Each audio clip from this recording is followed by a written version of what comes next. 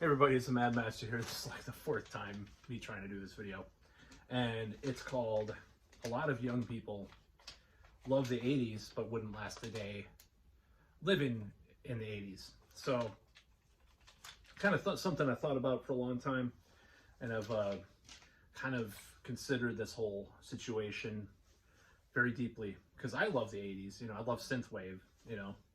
I love AOR, hair metal, you know, a lot of it. Like a lot of 80s aesthetics. Now, a lot of what they call 80s, like for example, synthwave, is like this highly exaggerated caricature of certain aesthetics that were around in the 80s, not really genuinely sounding like 80s. I love synthwave so much, you know, I bought vinyl, you know, of synthwave. So, don't get me wrong, I love the 80s, but a lot of young people worship it, you know, younger people, younger than me, younger than I, you know, and so I'm no spring chicken, even though, you know, my looks, we tell you otherwise. No, I'm just kidding. So this is the whole thing about the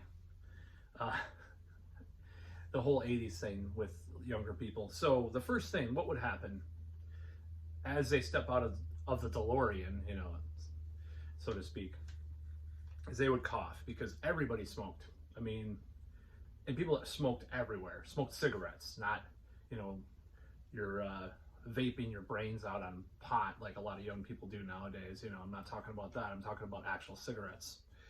And I've got to wonder, like, why you wonder why a lot of these like musicians are dying before their time a little bit. Some of these boomer musicians especially. It's because I can remember myself going into, you know, when there was a smoking ban at clubs in this town, but it wasn't statewide yet, and I played the show. My eyes were burning all night from all the cigarette smoke. It was awful. I could hardly play guitar that night. So some of this is something that people probably should be grateful for in a way, I guess. People even smoked. I mean, by the 90s, the you know, the smoking thing was dying down. It already was dying. I mean, it already was, like, there were a lot more regulations and stuff by the 80s, 70s, 80s, 90s, but the 90s really got a lot of it going more so than before. So, for example, I went to an alternative school in this town in high school, and word is that they used to smoke in class, smoke cigarettes. Now, by the time I was in high school, and by the time a lot of people like my siblings were, there were specific doors that you went to, door two, so to speak.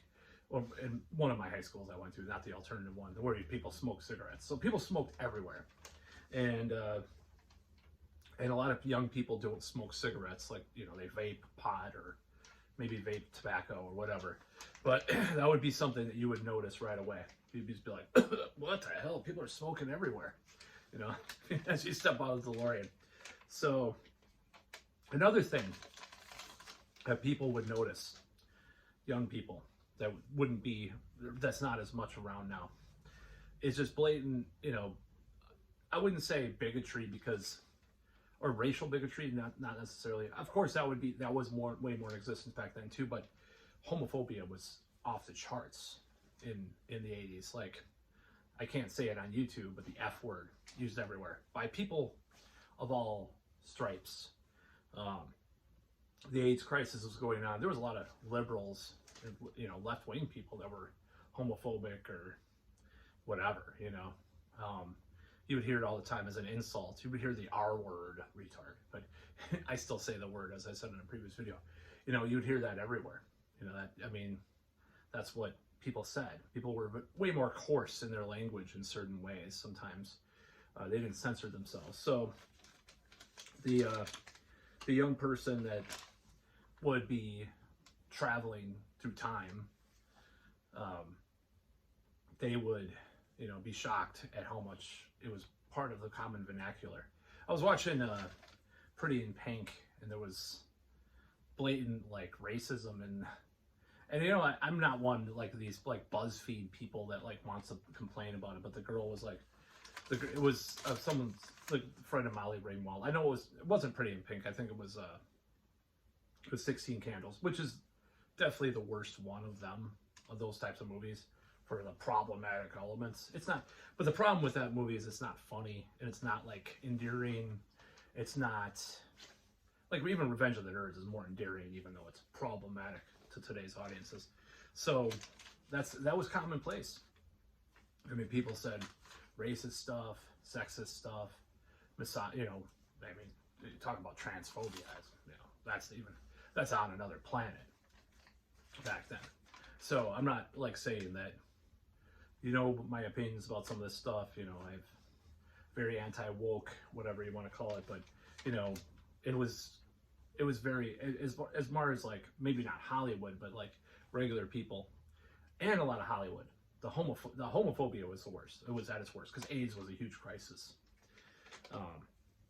By the late 80s, people were like exaggerating the threat to hetero people of AIDS too, because I think it was affecting some, but it's like, yeah, you know, the risk was not as high as people said it was. People, drug users and, you know, whatever. I mean, more like middle class hetero people. It was, so that's kind of what part of that. So I think that a young person that went back in the 80s would be very impatient because they're bombarded by all this social media and all this instant access to things. And that would be very hard for them to deal with. They would go through withdrawal.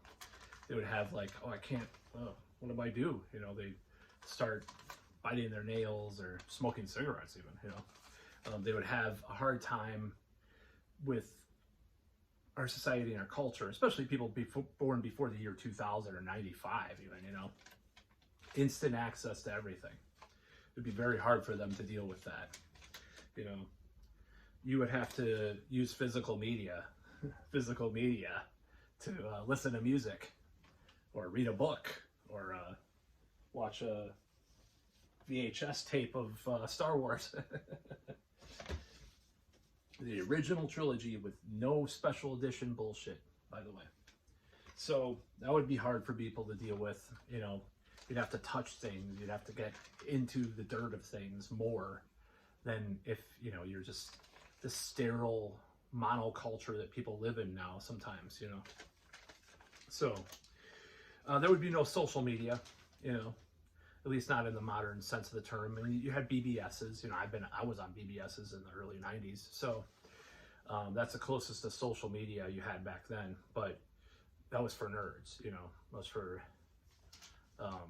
nerds and like people that wore like black trench coats. Not the later people that wore trench coats, but anyways, that's those two that I'm not talking about the two who wore dusters, but they were kind of posers. Honestly, it came up to you. But what about Skinny Puppy? What about Throbbing Gristle? I'm just kidding. It came up to you. I'm sorry. I'm just saying.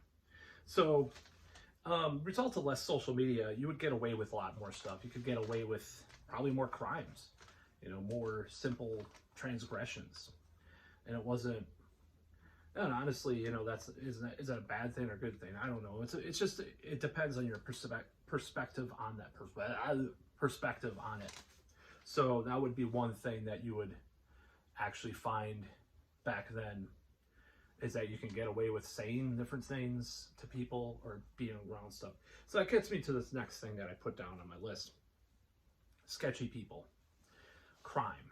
Now, I know there's big hullabaloo about crime rising from a lot of right-wing people, sources, who I respect some of them, honestly.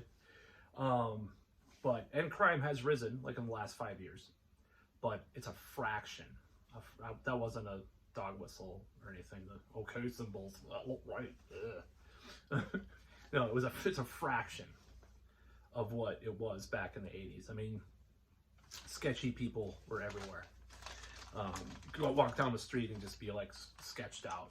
You know, you feel like you were going to get mugged or something walking down the street. I'm sure there's areas like that still. Obviously there is.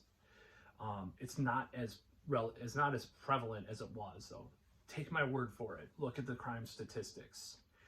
And that's one of the things to say about that. So, you know, back to the, you know, the social media thing, the instant access, and people's attention span was probably better to some extent back then. It was getting there, you know, MTV's slick cuts, television's a bad thing too, always was, but, you know, now people's attention span is probably way worse in a lot of ways. and at least amongst like the youth in some ways. Some of them, not all, a lot of them, or I should say a lot of them. So another thing you would notice as you get out of your DeLorean is people were a lot thinner. Now, that was, the 70s were even worse as far as that goes, but like in the 80s, people were thin. You probably, I mean, I don't know if sizes of clothing has increased, but you could probably get away with an extra large would probably be maybe a medium or large now. I wouldn't be surprised. In some of the shirts and stuff, if you bought a band shirt or something as extra large. Now, extra large, I bought old band shirts, so an extra large usually fits me, so I don't know if that's true or not, even really old ones. Like early 90s one, I do have an early 90s one, just Rollins Band, End of Silence. It's a little tight, but it's not, you know. Actually, I think it's less tight now than it was, but it's not like totally overbearing. But I think, I mean, if you go back in time, obviously, if you see pictures of people, they were thinner. That's just undeniable. You know, and people were less on drugs, like not less on drugs, like, you know, they smoked pot or they drank or did cocaine, but less on like prescription drugs. Not everybody, you know, you go on a dating app and it's like, you meet up with a girl, it's like, oh, I'm on all these SSRIs or I'm on this or that. You wouldn't have that back in the day. You know, you just, if she was psycho, she was psycho. No, I mean, that's what, you know, that's another thing. Mental illness was more stigmatized. Now, you know, you go on a date with like a 22-year-old. This is actually a story for this. She tells you about all her mental health problems. I'm like, I mean, I'm mixed on it. You know, I'm just like, why not? Why open and reveal that stuff right away? It's a little weird. But, you know, it is what it is. That's how young people operate. You wouldn't have that back then. You know, you wouldn't even talk about some of that stuff back then. You know, you wouldn't even discuss your mental issues. You were just crazy or you weren't, or shy or not, you know. So, and, you know, a lot of these things would compound themselves into other things. I'm sure there's things that we're not even aware of. If you went back in time, you're like, really? What are they doing? You know? So that's part of it too.